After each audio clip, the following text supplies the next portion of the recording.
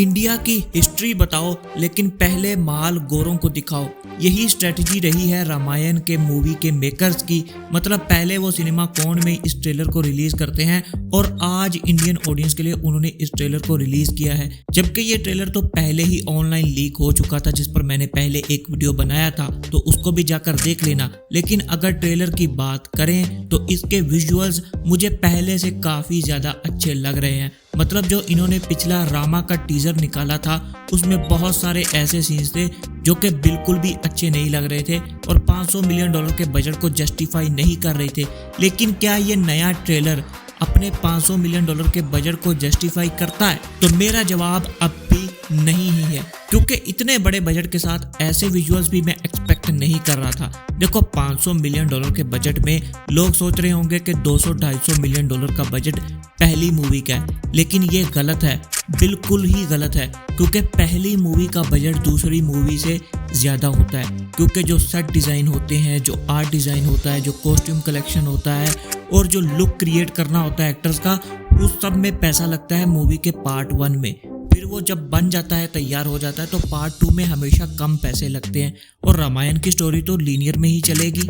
तो इसका मतलब है कि $500 मिलियन में से 50% से भी ज्यादा बजट मूवी के पहले पार्ट पर खर्च होगा, जिसका मतलब यह है कि हमें पहला पार्ट ही टॉप नॉच क्वालिटी का मिलना चाहिए था। अब मैं ये नहीं कह रहा हूँ कि विजुअल्स यहाँ पर बिल्कुल ही बेकार है, कुछ विजुअल्स तो बहुत ही ज़्यादा अच्छे हैं, इंडियन सिनेमा में ऐसे पहले नहीं देखे गए थे और वो मूवी के स्केल को काफ़ी बड़ा बना रहे हैं, ये देखकर साफ साफ पता चल रहा है। बहुत सारे डीमंस को बड़े बड़े लेवल पर प्रेजेंट किया जा रहा है, मतलब उन्हें एक कॉस्मिक एंटिटी दिखाया जा रहा है, एक बहुत बड़ा खतरा दिखाया जा रहा है और श्री राम का उनसे लड़कर जीतना उनके स्टैचर को और भी ज़्यादा मूवी में बढ़ाएगा। जहां पर रावण के अभी भी बहुत ज़्यादा सीन्स हमें देखने को नहीं मिले हैं और उसने क्या क्या बड़ी बड़ी फीट्स अचीव की थी वो भी हमें अभी ट्रेलर में नहीं दिखाई गई, और ना ही दिखाए तो अच्छा है, क्योंकि इनकी जो मार्केटिंग स्ट्रेटेजी है वो तो बॉलीवुड की तरह ही चल रही है। क्योंकि अगर हॉलीवुड लेवल की मार्केटिंग करनी होती तो मूवी की रिलीज से 6 महीना पहले ट्रेलर डालते,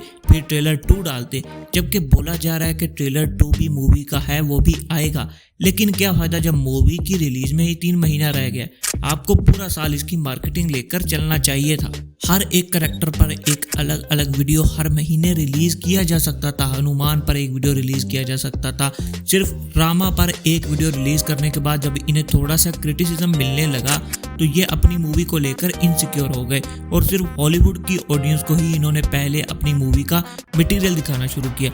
लेकिन आखिर में इनको इंडिया तो आना ही था, इंडियन ऑडियंस को तो दिखाना ही था, क्योंकि ये स्टोरी ही इंडिया की है। अब ट्रेलर में जो हमने विजुअल्स देखे वो पहले कुछ लीक हो चुके थे और लोगों ने उन्हें लो क्वालिटी में देखा हुआ था।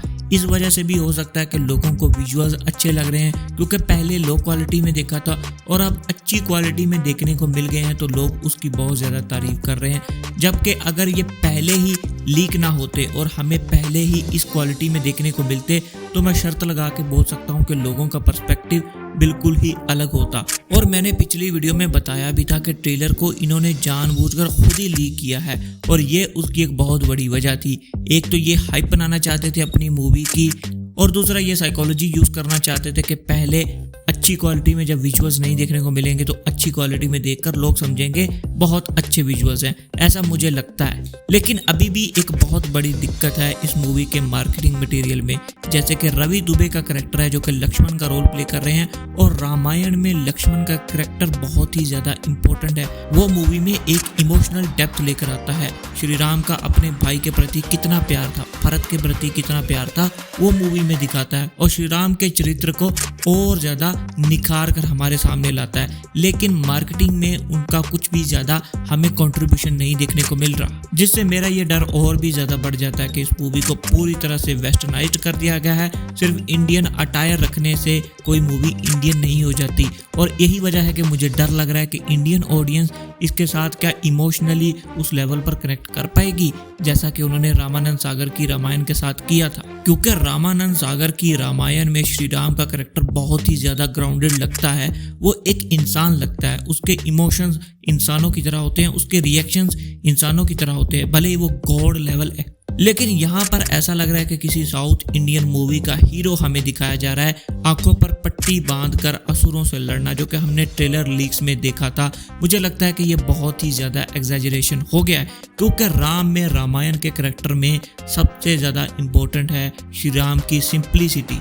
उन्हें मनुष्य अवतार माना जाता है, तो उनका जो करैक्टर है वो जितना ज़्यादा ग्राउंडेड हो सके उतना ही ज़्यादा अच्छा लगता है। क्योंकि ओवर द टॉप अगर आपको दिखाना है तो आपके पास ऑलरेडी रावण का करैक्टर है जो कि over the top feats achieve करेगा, और जब विलन बहुत ज़्यादा बड़ा होता है तब हीरो का जीतना और भी ज़्यादा पावरफुल बनता है। अब मुझे समझ नहीं आता कि रामायण के मेकर्स को ये छोटी छोटी बातें क्यों समझ में नहीं आई। इतना बड़ा बजट लगाने के बाद भी क्या उनके पास ऐसा कोई बंदा नहीं था जो उन्हें रामायण का असली ग्राउंडेड एसेंस बताए, जो कि बताए उन्हें कि इंडियन ऑडियंस को ये देखना है मूवी में।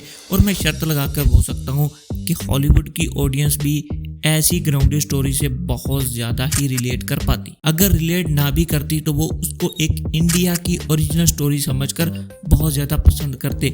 लेकिन अब यहाँ पर साफ साफ पता चल रहा है कि उन्होंने हॉलीवुड की ऑडियंस को ज़्यादा खुश करना है, इंडियन ऑडियंस को उन्होंने इग्नोर कर दिया है, जिसकी वजह इस मूवी का बजट है। लेकिन आपने इंडियन ऑडियंस से तो नहीं पूछा था इतना बड़ा बजट लगाने से पहले, तो ये आपकी अपनी गलती। लोग कहेंगे कि उन्होंने बहुत ज़्यादा बजट लगाया है और वो उसको रिकवर करना चाहते हैं, लेकिन मैं ये कहूँगा कि अगर आपने रामायण को पूरी श्रद्धा के साथ बनाया होता तो आपको बजट की कोई फिक्र करने की ज़रूरत ही नहीं पड़ती।